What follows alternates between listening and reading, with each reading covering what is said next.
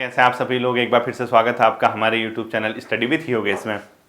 RO और EO के homework की क्लासेस, ठीक है, 10 मिनट की वीडियो और उसमें मेन टॉपिक जो आपको तैयार करने हैं ईओ प्लस आरओ एग्जाम के लिए, ठीक है। देखना, इसमें ध्यान से देखना। और मैंने आपसे पहले कहा है कि ये होमवर्क जो क्लासेस हैं ये डेली नहीं आएंगी, ये आपके लिए 1-2 दिन छोड़ के आएंगी। जैसे आज आएगी आज की रात, कल का पूरा दिन, कल की रात, परसों का पूरा दिन। इतना अगर आप पढ़ोगे तो परसों की इवनिंग में आपकी आ सकते हैं, परसों नहीं आई तो उसके अगले दिन आ जाएगी, ठीक है। लेकिन ईमानदारी के साथ आप इस चीज को करना, ठीक। सबसे पहले हम क्या करेंगे बच्चों, ईओ ईओ का जो हिंदी वाला पोर्शन है, ठीक है।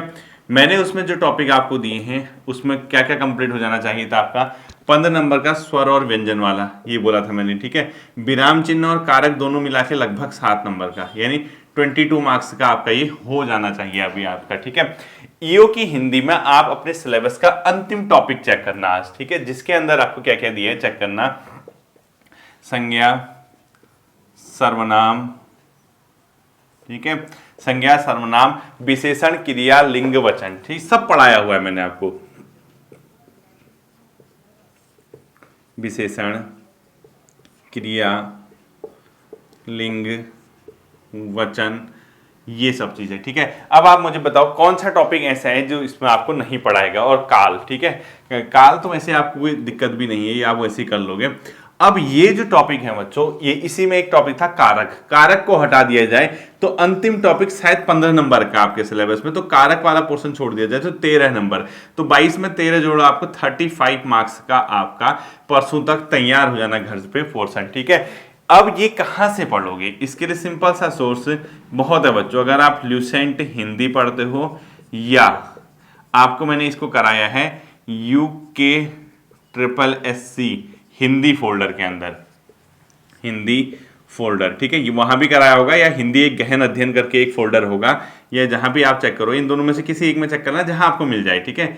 हिंदी गहन अध्ययन, इन दोनों जगहों में आपको जहां भी ये टॉपिक मिल जाए, आज आपका काम ये हो जाना चाहिए। अब ये आपको के साथ छोटे छोटे टॉपिक हैं, संज्ञा, सर्वनाम, ये मतलब मुझे लगता है कि आपके लिए बहुत बड़ी बात नहीं होगी।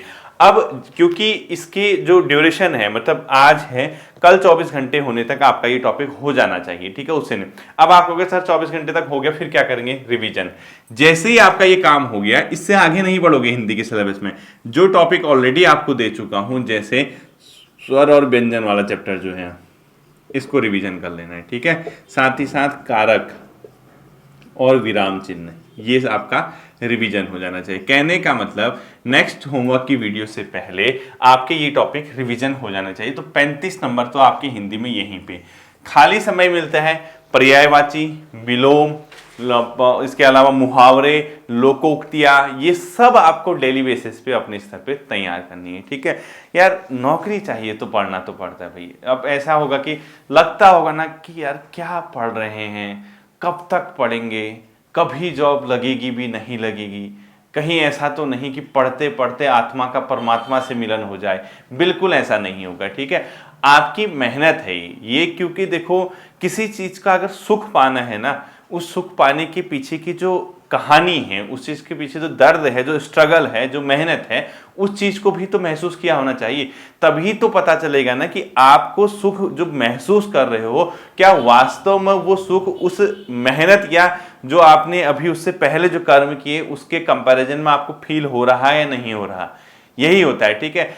वरना मन किसका करता है, तो कौन लगे रहेगा यार हमेशा यही पढ़ने में, यही पढ़ते रहे, लोग कहाँ से कहाँ पहुंच गए, हम यही पढ़ते रहें क्या जिंदगी में। लेकिन बच्चों ऑप्शन क्या है, विकल्प नहीं है। अगर आप एक बार इसको पढ़ के सीख गए, आपकी नौकरी लग गई, फिर कौन कह रहा आपसे पढ़ो। आजकल आपने देखा होगा इतने बच्चे निकले अलग अलग जगह, अब उनसे कौन कह रहा पढ़ो, भाई उनकी स्वेच्छा है, पढ़ना होगा तो पढ़ेंगे, नहीं तो नहीं पढ़ेंगे, ठीक है। ये आपका हिंदी वाला पोर्शन हो गया ईओ का। इसके बाद आरओ एआरओ भी है साथ में, क्योंकि और वही बच्चे जो हैं ईओ और आरओ सभी दे रहे हैं, ठीक है।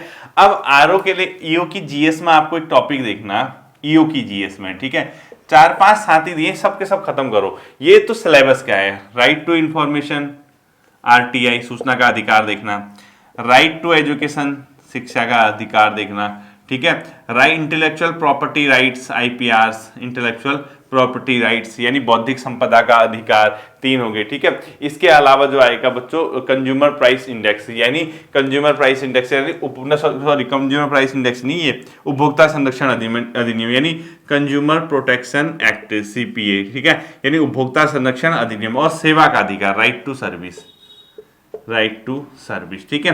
ये टॉपिक आपको इस सिलेबस के दिए हुए हैं, साफ साफ लिखा है उसने, सूचना का अधिकार, शिक्षा का अधिकार, इंटेलेक्चुअल प्रॉपर्टी राइट्स, पर ये उपभोक्ता संरक्षण अधिनियम 1986 जो अपडेट है, और सेवा का अधिकार, राइट टू सर्विस। ये टॉपिक आपको किसके, ये तो सिलेबस के है बच्चों, ये बाहर का नहीं है, ये सिलेबस का है। जो सिलेबस में दिया है वो तो पढ़ना ही पड़ेगा ना आपको। अब आप कहोगे सर कहाँ से पढ़े, आरटीआई मैंने कराया भी था, नहीं कराया तो अगर आप कहोगे, अगर आपकी इच्छा होगी तो ये तो मैंने करा दिया इंटेलेक्चुअल प्रॉपर्टी राइट। अब आपको ऐसे नहीं मिलेगा इसलिए क्योंकि थंबनेल पे मैंने नहीं लिखा है। जो आरओ एआरओ की क्लासेस चल रही हैं उसमें 12 क्लासेस आई हैं, 12 शायद छठे या 7वें क्लासेस के अंदर आपको ये टॉपिक मिलेगा, या आप इसको यहां चेक कर लो, या फिर आप कहां करो, अर्थव्यवस्था एक गहन अध्ययन यानी इकोनॉमी एक डीप स्टडी के अंदर मैंने इसको कराया हुआ है, अर्थव्यवस्था एक गहन अध्ययन। उसमें एक WTO टॉपिक होगा, विश्व व्यापार संगठन, उसी के अंदर आपको विश्व व्यापार संगठन के बारे में 2-3 वीडियोज हैं, उसी में से एक में होगा इंटेलेक्चुअल प्रॉपर्टी राइट यानी बौद्धिक संपदा का अधिकार। इन टॉपिक्स को आपको तैयार करना है। अब आप कहोगे सर सोर्स कहां से, बच्चों अगर सोर्स नहीं मिलता है तो आपको गूगल से पढ़ना होगा। बेसिकली ये आरटीआई मिल जाएगा आपको पॉलिटी के अंदर, आरटी विभिन्न अधिकारों में पॉलिटी के अंदर, इंटेलेक्चुअल प्रॉपर्टी राइट इकोनॉमी के अंदर, पर्यावरण संरक्षण अधिनियम सॉरी ये जो उपभोक्ता संरक्षण अधिनियम है पॉलिटी के अंदर, ठीक है, आरटीएस सेवा का अधिकार पॉलिटी, क्योंकि ये सब अधिनियम है बेसिकली ये किसके अंदर मिलते हैं, अपने आप में राज्य व्यवस्था के अंदर मिलते हैं। तो ये टॉपिक आपके तैयार होने चाहिए, तो सिलेबस के हैं, ठीक है। इसके अलावा क्योंकि आरओ एआरओ, अब हमें आरओ का एग्जाम ध्यान रखना है जो कि सिर्फ प्री एक बार क्वालिफाई हो जाए, प्री क्वालिफाई हो जाए तो आपको चाहे घटना चक्र से पढ़िए, ल्यूसेंट से पढ़िए या एनसीईआरटी से पढ़िए बच्चों, इतिहास के अंदर हड़प्पन सिविलाइजेशन, वैदिक सभ्यता दोनों आपको एंशिएंट में कंप्लीट करनी है, और मॉडर्न में करना है ब्रिटिश शासन का भारतीय अर्थव्यवस्था पर प्रभाव और 1857 की क्रांति, ठीक है। देखो आरओ एआरओ के लिए इतिहास के सेक्शन के अंदर, हिस्ट्री के अंदर एक तो हड़प्पा सभ्यता प्लस वैदिक सभ्यता, ये कहा प्राचीन भारत में। इसके अलावा आधुनिक भारत में देखना ब्रिटिश शासन का भारतीय अर्थव्यवस्था पर प्रभाव, ये सब घटना चक्र वगैरह में मिल जाएगा, ठीक है। शासन का भारतीय अर्थव्यवस्था पर प्रभाव जिसके अंदर रैयतवाड़ी व्यवस्था, महारवाड़ी व्यवस्था, ये सब मिलेगा, भारतीय अर्थव्यवस्था पर प्रभाव, ठीक है, पर प्रभाव प्लस 1857 की क्रांति प्लस 1857 का रेवोल्यूशन। अब देखना दो चीजें हैं, ये तो स्पेशली आरओ के लिए, स्पेशली आरओ के लिए, लेकिन ईओ वाले बच्चों को भी ये पढ़ना है क्योंकि ऑब्जेक्टिव क्वेश्चन तो आपको यहीं से आने, कहां से करोगे इतिहास के क्वेश्चन, ठीक है। तो ये दोनों के लिए हैं, और ये मत सोचना इतना कैसे करेंगे, 2-3 दिन का टाइम इसीलिए दिया गया है, ठीक है। इसको नोट कर लीजिए, आरओ एआरओ के लिए भी और ईओ के लिए भी, ठीक।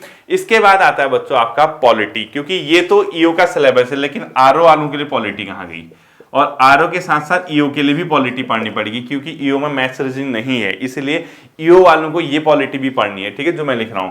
प्रस्तावना, भारतीय संविधान का प्रस्तावना, प्रीएम्बल, ठीक है। इसके अलावा नागरिकता और मौलिक अधिकार, मौलिक अधिकार, आपके पास दृष्टि आईएएस की क्विक जीएस बुक है तो आप वहां से कर लीजिए, और वरना मैंने पॉलिटी एक गहन अध्ययन के अंदर यानी भारतीय संविधान और राज्य व्यवस्था के अंदर 3 टॉपिक कराए हुए हैं, इन 3 टॉपिक्स को आप वहां से तैयार करना, इसीलिए 2-3 दिन का टाइम है। तो इसके अंदर जीएस के अंदर आपको ये वाला पोर्शन क्या करना है बच्चों, 2-3 दिनों के अंदर कंप्लीट करना है, ठीक है। ये जीएस का पोर्शन हो गया। इसके अलावा बच्चों आपके दोनों एग्जाम में करंट अफेयर्स आने वाली है, आज ही करंट अफेयर्स की वीडियो आई है। अब ये मत कहना सर करंट अफेयर कैसे क्या है, करंट अफेयर्स की वीडियो बीच बीच में आती रहेगी, करंट अफेयर आपको तैयार करते रहना, जब भी टाइम मिलेगा करंट अफेयर की वीडियोस में करा रहा हूं उसको देख लेना, आज भी कराई हुई है, और प्लेलिस्ट में फोल्डर में देख लेना 2023 नेशनल इंटरनेशनल करंट अफेयर होगा, वहां से आपको करंट अफेयर्स क्या करना बच्चों, तैयार करना है। उत्तराखंड जो ओल्ड स्टूडेंट है मेरे, जो पहले से पढ़ते हैं, जिसने जिला सीरीज पढ़ी है, उत्तराखंड इतिहास पढ़ा है, परीक्षावाणी पढ़ी है, या फिर इंडिविजुअल टॉपिक सीरीज पढ़ी हुई है, जो पुराने छात्र हैं जो प्लेलिस्ट को तैयार करके बैठे, सिर्फ और सिर्फ अपने हिसाब से रिवीजन, ठीक है, अपने स्तर से रिवीजन कर लीजिए, क्योंकि आपको नया सिर्फ क्या पढ़ना है, उत्तराखंड करंट अफेयर जब मैं कराऊंगा, ठीक है। पुराने स्टूडेंट क्या करोगे, रिवीजन, लेकिन इसी उत्तराखंड को न्यू स्टूडेंट जिसके लिए रिस्क है क्या पढ़ेगा, वो 2 टॉपिक कंप्लीट करेगा। एक यहाँ आपको मैंने क्या कर दिया, अभी तक 2-3 टॉपिक तो दे दिए हैं। अब आपका एक आता है 4th चैप्टर, एक आता है आपका 5th नंबर या 6th नंबर का चैप्टर, ठीक है। तो 2 चैप्टर कौन कौन से हैं आप लोगों को ये चेक करना है। एक देखना है बच्चों आपको 4th चैप्टर परीक्षावाणी का, परीक्षावाणी का 4th चैप्टर उत्तराखंड में क्या है, भौतिक संरचना, भौगोलिक संरचना, प्राकृतिक आपदा, जलवायु, ये वाला जो चैप्टर है 4th चैप्टर, ठीक है, जो पूरा चैप्टर है 4th। इसके अलावा एक 6th चैप्टर उत्तराखंड वन संपदा वाला, जिसके अंदर आपके वन आंदोलन, वन से संबंधित जो चीजें हैं, यानी वन रिपोर्ट वगैरह जो भी है परीक्षा में 6th चैप्टर, ये दोनों चैप्टर अगर आप तैयार कर लोगे तब 2-3 दिन के अंदर आपका ये काम हो पाएगा, ठीक है। साइंस, और क्योंकि हर सब्जेक्ट को देखना है, साइंस फिलहाल ल्यूसेंट MCQ या घटना चक्र, सॉरी घटना चक्र MCQ, ये लगाइए बच्चों, ठीक है। ये 2-3 दिन का काम है। इसके अलावा जिस छात्र ने ये चीजें पढ़ी हैं, अपने सिलेबस को जितनी जल्दी हो सकता है उसको निपटाने की कोशिश कीजिए। मतलब उसको सोचिए कि यार कैसे हम इस सिलेबस को कंप्लीट करें, कैसे इस चीज को हम पूरा करें, ताकि हम एग्जाम में एक बेहतर क्या कर सके, परफॉर्मेंस कर सके। और उसी परफॉर्मेंस के बदौलत आप क्या लोगे बच्चों, चयन लोगे। ये दोनों एग्जाम बहुत बेहतर हैं। और क्योंकि ये मत समझना कि सर जो होमवर्क के रूप में दे रहे हैं उसी से आपका सिलेक्शन हो जाएगा। ये सिर्फ और सिर्फ क्या है, आप घर पे बैठ के मन लगा के तैयारी भी कर सकें, ठीक है, वही ऑप्शन है। रिवीजन के अलावा कोई तरीका ही नहीं है। जहां आप आरओ एआरओ के लगे हो, मैथ्स रीजनिंग, मैंने कहा कि 26 नवंबर के बाद या बीच बीच में जो टॉपिक हैं वो हम कवर करेंगे। 26 नवंबर तक हमने रिवीजन क्लासेस देखनी है, और जो ईओ के मेन टॉपिक हैं, अब जैसे कल है, कल पॉसिबिलिटीज है कि एग्रीकल्चर वाला टॉपिक मेरे द्वारा शुरू कर दिया जाएगा, ठीक है, क्योंकि प्योर 10 नंबर का है। अब उसी के तहत राज्य व्यवस्था में अगर आपको इनमें से जो टॉपिक नहीं आता, ये सेवा का अधिकार है, इंटेलेक्चुअल प्रॉपर्टी राइट, या जो भी टॉपिक नहीं आते वो मुझे आप बता दीजिएगा, मैं आपको क्या करूंगा, उन टॉपिक्स को एक बार यहाँ पे क्लियर करवा दूंगा। बाकी सिलेबस के अंदर जो भी चीज नहीं आ पाती है आपको, या जो ईओ के सिलेबस, क्योंकि आरओ के सिलेबस में टॉपिक खोला नहीं गया है, उसमें आपको घटना चक्र, लूसेंट ऑब्जेक्टिव, एनसीईआरटी रैंडम पढ़ के प्रीलिम्स के स्कोर तक पहुंचना है, ठीक है। लेकिन ईओ के केस में अलग है। ईओ में एक ही दिन में चयन होना है, जो 2 पेपर है, और प्रॉपर टॉपिक ओपन किए गए हैं। अब जब टॉपिक ओपन होते हैं तो आपको मेहनत और उन टॉपिक्स को कवर करने के अलावा कोई विकल्प नहीं है, ठीक है, कुछ विकल्प नहीं है। ईओ का पेपर देने जा रहे हो तो सिलेबस का चप्पा चप्पा छांटा होना चाहिए, ठीक है। आप लोग मुझे कमेंट सेक्शन में या टेलीग्राम पे जहां भी है बता दीजिएगा कि ईओ की कौन सी टॉपिक में आपको दिक्कत आ रही है। हम एक एक करके उसको क्या करेंगे, निपटाने की कोशिश करेंगे, ठीक है। फिर मिलते हैं अगले सेशन पे। अपना ध्यान रखिएगा। Thank you.